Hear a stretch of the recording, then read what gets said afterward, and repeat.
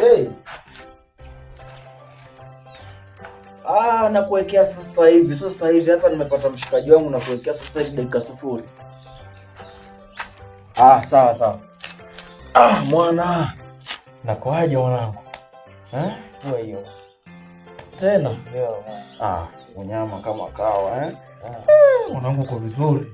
Kwa mambo poa. Mambo poa, sema tu huyo landlord. Mwenye nyumba, baba mwenye nyumba. Baba mwenye nyumba anasumbua, anataka kodi kila saa. Na wale ujue inabidi tuwaimbie zile nyimbo za wale wanaitwa za wakardinali. Unajua zile za pigwa kofi. Hizo sasa. Mikofi nini bana? Umenipa idea. Wanazingua wale ujue. Mtawatafuta wakadinali. Wale wanasema tu si wajui lakini tutatafuta. Lakini sema tu nini mzee?